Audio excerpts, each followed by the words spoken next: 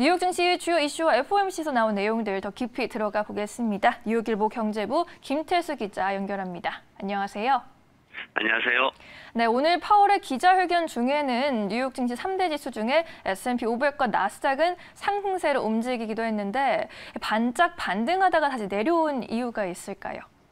네, 오늘 연준 파월 의장이 발표한 내용으로 보면은 시장에서는 어쨌든 테이퍼링의 가능성은 단기적으로 없다. 이제 이렇게 분석이 됐습니다.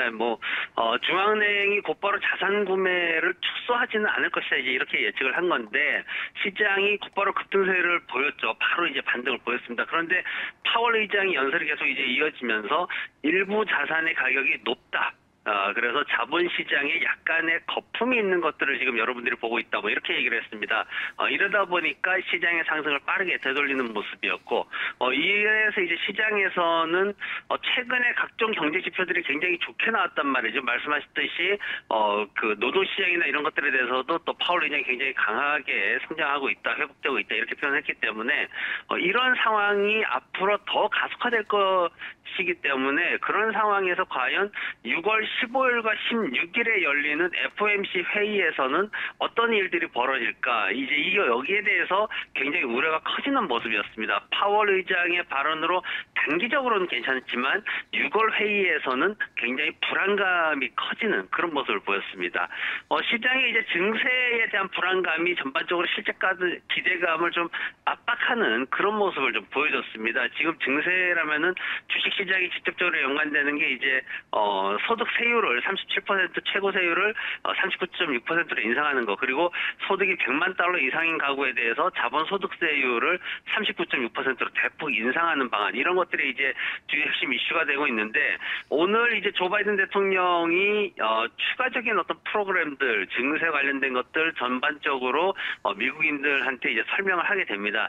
지금 바이든 정부가 1조 9천억 달러 부양책을 통과를 시키고 나서 재원 마련에 사실 조금 어려움을 겪고 있는 부분이 있죠. 여기에다가 이제 추가적으로 이제 또 지원금에 대한 것들이 나오면서 증세 얘기도 나오고, 이게 2조 달러가 또 넘다 보니까 여기에 대한 재원을 어떻게 마련해야 되느냐, 이런 얘기가 나오는데, 증세가 부자들에게만 집중될 수 없다라는 그런 불안감도 좀 확산되고 있는 그런 모습입니다. 오늘 원유 시장에서 긍정적인 이슈가 있었습니다. 석유 제품 수요가 할 거다라는 이슈가 있었는데, 원유 재고 같은 경우에는 9만 배를 증가했고요. 그리고 휘발유가 92만 배를 증가했습니다. 기대보다는 낮은 수준으로 증가했기 때문에 긍정적인 면이 있었고, 또 하나는 이제 미국의 석유 제품 수요가 전반적으로 소비가 회복되면서 빠르게 증가할 것이다. 이제 이런 얘기를 했습니다. 골드만삭스에서도 오늘 이런 부분들을 또 보고서를 내놨는데요. 관련해가지고 이제 석유 제품에 대한 수요가 2개월 만에 최고치를 기록하는 그런 이슈도 있었습니다. 그래서 오늘 유가가 1.3% 상승하면서 63.76달러를 기록을 했고, 최근 한 달 동안의 최고치를 기록하는 모습이었습니다. 다만 이제 캘리포니아 지역의 이제 대도시에서 이 휘발유 가격, 일반 우리가 이제 자동차에 기름을 넣는 이 휘발유 가격이 갤런당 4달러로 지금 상승을 했습니다. 그래서 물가 상승에 대한 우려가 조금 확산되고 있는 모습입니다. 네, 이번엔 업종별 분위기와 특징주들 좀 보겠습니다. 실적에 따라서 울고 웃는 기업들의 모습이었는데, 애플과 페이스북, 퀄컴은 어닝 서프라이즈 기록했네요. 네, 맞습니다. 기술주들이 좀 좋은 모습을 보였죠. 애플 같은 경우에는 지금 기대치가 77억 달러 수준이었는데 89억 달러로 지금 매출을 내놨고요. 그리고 주당 순이익 같은 경우에도 99센트로 기대를 했었는데 1달러 40센트까지 그렇게 기록을 발표를 했습니다. 장중에는 소폭 하락하기도 했지만 장 마감 후에는 4%까지도 상승하는 모습 보였고, 지금은 3% 내외에서 움직이는 모습입니다. 원유 시장 호재가 있어가지고 이제 에너지 업종이 3.3% 급등했습니다. 에너지 장비가 4%대 상승했고요. 정유 산업도 3%대 상승했습니다. 수요에 대한 기대감이 크게 작용을 했다라고 보여지고, 전반적으로 이제 시장이 끝난 이후에 실적들을 많이 발표를 했는데, 퀄컴 같은 경우에는 매출이 소폭 상승을 했고요. 그리고 주당 순이익도 한 23센트 정도 기대치를 웃돌아가지고 시장에 좀 긍정적인 긍정적인 역할을 했습니다. 다만 이제 반도체나 소프트웨어 산업은 장중에 마이너스 1.7% 내외의 하락을 보였습니다.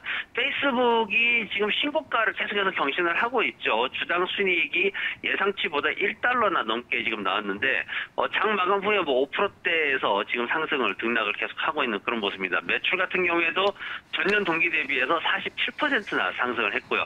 이런 기대감을 통해 가지고 이제 관련 산업인 인터랙티브 미디어 산업이 오늘 장중에 2.3%나 상승을 했습니다. 다만 보잉 같은 경우에는 대규모 손실을 발표를 하면서 장중에 마이너스 3% 하락하는 모습을 보였는데 매출은 뭐 기대치 수준에서 조금 큰 차이는 없습니다만은 주당 순손실이 지금 90센트 순손실을 예상을 했었는데 1달러 53센트 주당 순손실을 크게 이제 발표를 하면서 장중에 마이너스 3% 가까이 하락하면서 마감을 했습니다. 네. 실적에 따라서 정말 크게 주가에도 작용하고 있는 모습인데요. 이제 남아있는 이슈들 어떤 것들이 있을까요? 네, 지금 시장에서는 재무부와 연준에 대한 어떤 불확실성이 좀 커지는 그런 모습을 보이고 있습니다. 투자자들이 이런 상황에서 이제 실적 발표 시즌을 수익 실현의 기회를 이용하려는 경향이 강해지고 있기 때문에 아주 그 큰 실적을, 긍정적인 실적을 발표하더라도 주가 흐름은 그다지 좋지 못하는 그런 모습들이 많이 나오고 있습니다. 경제지표 관련해가지고 내일은 경제 성장률, 1분기 경제 성장률이 6.3% 정도 상승할 거다라고 지금 예상이 되고 있고요. 지난해 4분기에 4.3%보다 더 크게 또 상승을 하는 모습을 보일 거다라고 기대를 하고 있습니다. 주간 신규 실업수당 신청 건수가 소폭 증가할 것으로 예상하고 있습니다. 지난주에 54만 7천 건 발표를 했었는데 이번 주에는 55만 1천 건 정도로 예상이 되고 있고 다만 계속해서 실업수당을 받는 청구 건수는 2만 4천 건 정도 감소할 것으로 기대를 하고 있습니다. 역시 310개 이상의 기업들이 실적 발표를 할 것으로 내일 예상이 되고 있습니다. 그중에 이제 특히 주목할 게 아마존닷컴인데요.